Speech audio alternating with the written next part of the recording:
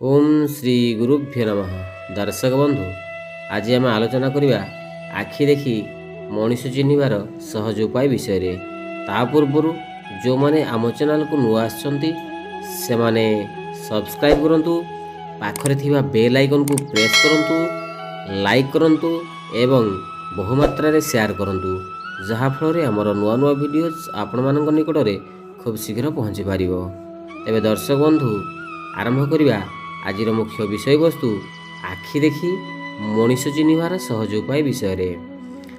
जो स्त्रीलोक मानकर आखि पद्मपत्र परी सेमाने खूब सुखी होइथांती, किंतु जो मानक आखि विस्तृत टणाटणा सेमाने कामुक प्रकृतिर होइथांती। जो स्त्री मानकर आखि बिलेई आखि भली सेमाने बहुत कामुक होइथांती। जो स्त्री लोक मानकर आखि गोलाकार होइथाए सेमाने उलटा किंबा कलंकिनी होइथांती। जो स्त्री लोक मानकर आखि मीननयन परी होइथाए सेमाने पतिपरायण होइथांती। जो स्त्री लोक मानकर आखि रक्तवर्ण होइथाए सेमाने स्वामीघातिनी होइथांती। जो स्त्री लोक मानकर आखि तेरा सेमाने जेकोसी पाप कर्म रे लिप्त होइथांती। जो स्त्री लोक मानकर आखि पाराखी भली होइथाए सेमाने चिर दुखिनी होइथांती। जो नारी मानकर हाथी भली आखि थाए सेही नारी अलक्षणा बोली जानिबे। जो नारी मानकर बाम आखि कोणा सेमाने पतिता वृत्ति रे लिप्त होइथांती। जो नारी मानकर डाहाण आखि कोणा थाए सेहीपरि नारी माने पतिता होइथांती।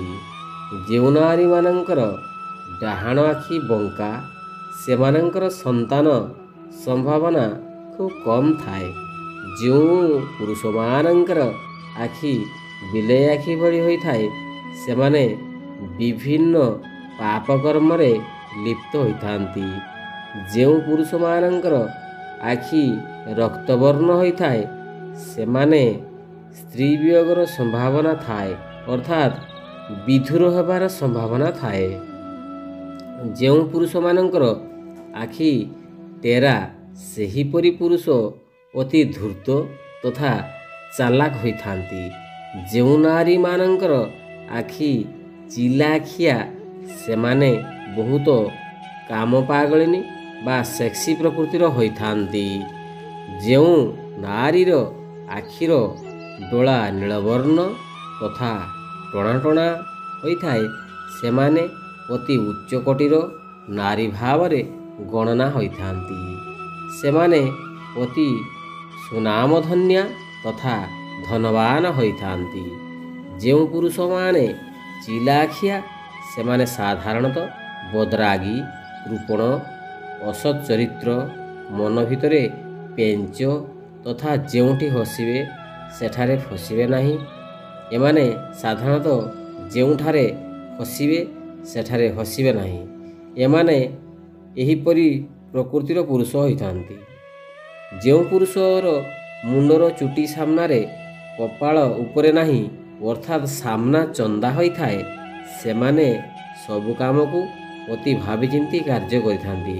निजर कार्य न सरिबा पर्यंत काहाको कहंती नाही, किंतु पर कथा को आदाय करिवारे एमाने धुरंधर होइथांती, अर्थात मनर कथा को मनरे मारी चुप होइथांती। एमाने काहाकू प्रकाश करंती नाही एवं समस्तंकु संदेह दृष्टि देखिथांती एवं सेमाने ज्ञानी श्रेणी रे गण्य होइथांती।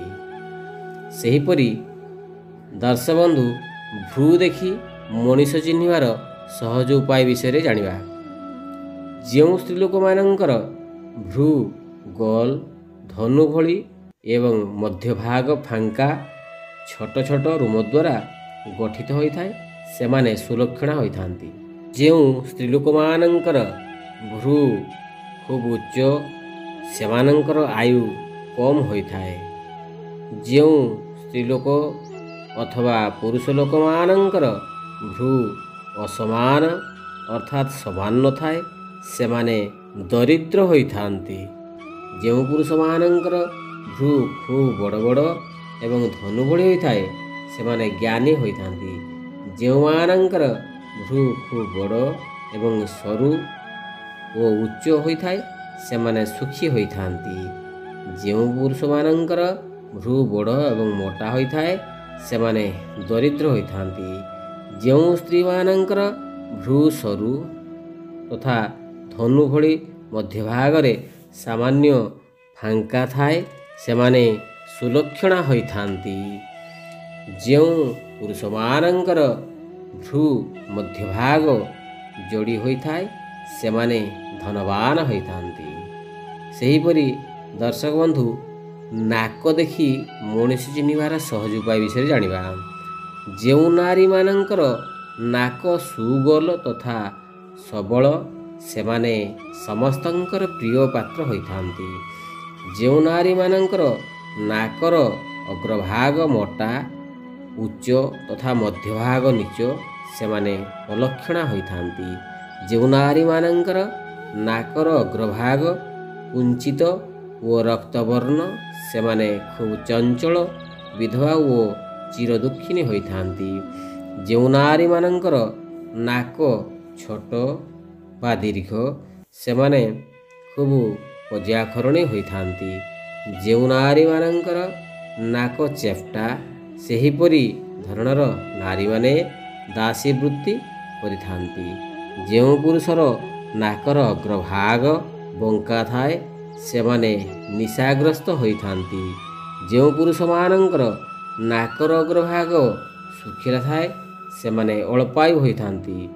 ଯେଉଁ ନାରୀମାନଙ୍କର ନାକର ଅଗ୍ରଭାଗ ଲାଲ କୁଞ୍ଚୁକୁଞ୍ଚିଆ ରହିଥାଏ ସେହି ଧରଣର ନାରୀମାନେ ବିଧବା ହେବାର ଯଥେଷ୍ଟ ସମ୍ଭାବନା ଥାଏ। ଯେଉଁ ପୁରୁଷ ଅଥବା ନାରୀମାନଙ୍କର ନାକ ଅତି ଚେପ୍ଟା ସେମାନେ ଖୁବ୍ ବୁଦ୍ଧିମାନ ହୋଇଥାନ୍ତି। ତେବେ ଦର୍ଶକ ବନ୍ଧୁ ଏହି ଥିଲା ଆଜିର ମୁଖ୍ୟ ବିଷୟବସ୍ତୁ। ବିଦାୟ ନେଉଛୁ।